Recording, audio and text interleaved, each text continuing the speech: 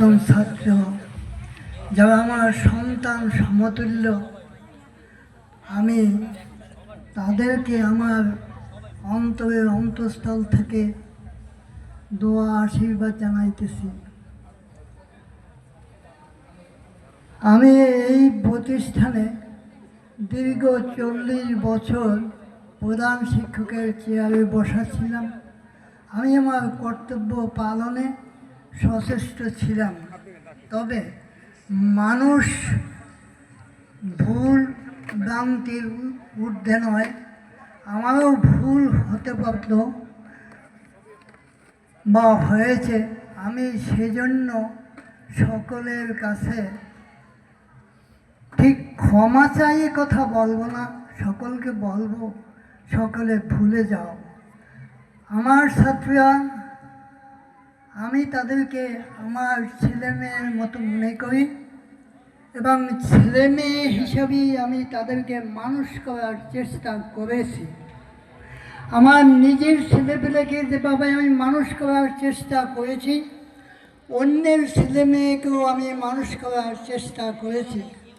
আমার কাছে একটা ছেলে বা মেয়ে আসলে আমি মনে করতাম আমি যেভাবে বাবা, এ ছেলে এ মেয়েরও সেইভাবে বাবা আছে, মা আছে। আমি যেমন আমার সন্তানের উন্নতি, তাদের ভবিষ্যৎ চিন্তা করেছি, আমি পরের ছেলের পরের মেয়ের শিক্ষার মানবিকতার উন্নতি করতে চেষ্টা করেছি। আমি ইনশাল্লাহ আমার বিবেককে ফাঁকি দেইনি, তারপরেও ভুল ভ্রান্তি হওয়া স্বাভাবিক। যাই হোক, আমার ছেলেরা, আমার ছাত্রছাত্রীরা, আমার মায়েরা, আমার ছোট্ট ছোট্ট ভাই বোনেরা, সকলের প্রতি আমি স্নেহ আশীর্বাদ দোয়া জানাই। আমি বৃদ্ধ মানুষ, 86 বছর বয়স্ক। আমার মনে সবসময় একটা প্রশ্ন জাগতেছে যে এই বুঝি আমি মরে গেলাম। আমি যাদের সাথে কথা বললেই বলে, স্যার আপনার জন্য আমরা হাজার হাজার মানুষ দোয়া করি, আপনি আল্লাহর ইচ্ছায় আরও অধিক বেঁচে থাকবেন। জানি না আল্লাহ পাক কতদিন আমাকে বাঁচাইয়ে রাখবে। আমি সকলকে এখানে দোয়া করতেছি, সকলের ভবিষ্যৎ উন্নতি কামনা করতেছি। আমার ছেলেরা যেন দুধে ভাতে থাকে, আমার ছাত্ররা যেন দুধে ভাতে থাকে, ইমানের সাথে থাকে, মানুষ হিসাবে দেশ ও সমাজের উপকার করতে পারে, আমি সেই কামনা করছি। এবং সেই সাথে আমি সকলের কাছ থেকে দোয়া প্রার্থনা করছি। আমি যেমন সকলকে দোয়া করছি, সকলের কাছ থেকে আমি সেইভাবে দোয়া চাইতেছি। এই সাথে বলতে হয়, আমি দীর্ঘ 40টা বছর এই প্রতিষ্ঠানে প্রধান শিক্ষক হিসাবে ছাত্রছাত্রীদের মানুষ করেছি। এই দেশের যত মানুষ, যত মুরব্বী, আমি একজন দুজনের নাম বলে শেষ করতে পারবো না, ধনী গরিব আপামর জনসাধারণ আমাকে কেন এত ভালোবাসছেন আমি জানি না। আমি সরকারি চাকরি পেয়েও এই স্কুল ছেড়ে যেতে পারি নাই। আজও আমি বেঁচে আছি, আজও আমাকে আল্লাহ পাক হয়তো সকলকে দোয়া করার জন্য বাঁচাই রাখছে, এইটাই আমি মনে করি। এই সাথে এই প্রতিষ্ঠানের প্রতিষ্ঠাতা জনাব মোহাম্মদ ইসহাক, উনি পাঞ্জাবি লোক, পাঞ্জাব তার বাড়ি। তার স্ত্রীর নাম সালেহা বেগম, তিনি পটুয়াখালীর এসডিও ছিলেন। ওনার নামে এই স্কুল, উনি এই স্কুল 1936-এ এমই স্কুল হিসেবে প্রতিষ্ঠা করে দিয়ে এই বাতিটি জেলে দিয়েছিলেন।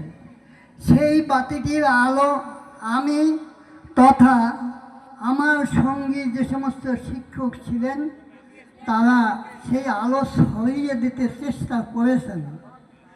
এই স্কুলের উন্নতির জন্য আমি আমার সাথে যে সমস্ত শিক্ষক ছিলেন, কর্তৃপক্ষ ছিলেন, সকলে মিলে এই স্কুলের উন্নতির জন্য এই যে মাঠ ঘাট আপনারা দেখেন, এই গাছপালা দেখেন, এই স্কুলের দালান কোঠা দেখেন, এগুলো সম্পূর্ণ আমি যতটুকু করেছি আমার বন্ধুরা, অন্য শিক্ষকরা আমাকে সহযোগিতা করেছেন। বক্তৃতা দেখলাম একটি ছেলে বলেছে, জরাজীর্ণ স্কুল প্রতিষ্ঠান। হ্যাঁ, আমি পশ্চিম পাশের প্রতিষ্ঠানটি 85 স্কুল আমি তৈরি করে গেছি। এদেশের যত বড় বড় তাল গাছ, নারিকেল গাছ বা অন্যান্য গাছ কেটে কিনে আমি স্কুলটি করে গেছি। বা এখানে দালান কোঠা যাই দেখেন, আমি চলে যাওয়ার পর খুব একটা নূতন কিছু হয়েছে বলে আমি দেখি না, বরঞ্চ যা ছিল তার থেকে কিছুটা অবক্ষয় হয়েছে। যাই হোক, আমি আশা করি আমার ছেলেরা যেভাবে এই স্কুলের পিছনে লেগেছে, উন্নতি করার জন্য মন নিয়েছে, আমি দোয়া করি তারা যেন কামিয়াব হয়। পরিশেষে আমি আল্লাহ পাকের কাছে জনাব মোহাম্মদ ইসাহাক, এদেশের এই স্কুলের কর্তৃপক্ষ, এই স্কুলের যে সমস্ত শিক্ষকরা মৃত্যুবরণ করেছেন, এই স্কুলের যে সমস্ত ছাত্ররা মৃত্যুবরণ করেছে, তাদের জন্য দোয়া করি, তাদের আত্মার মাগফিরাত কামনা করি। এবং যারা জীবিত আছে, আল্লাহ পাকের কাছে আমি এই দোয়া করি তারা যেন সন্তান সন্ততি সকলকে নিয়ে দুধে ভাতে বেঁচে থাকতে পারেন বা বেঁচে থাকেন। আল্লাহর উপর সকলকে সুপর্দ করলাম। আর এক কথা, আজকে দেখলাম কিছু ছেলেরা এই স্কুলের জন্য নূতনভাবে কিছু দান করেছেন। আমি আল্লাহ পাকের কাছে বলি, দোয়া করি আল্লাহ তাদের দানকে কবুল করিল। সকলে বলেন আমিন। আমি এই কথা বলে আমার বক্তব্য শেষ করছি। দোয়া চাই, দোয়া করি। আল্লাহ হাফেজ। ধন্যবাদ।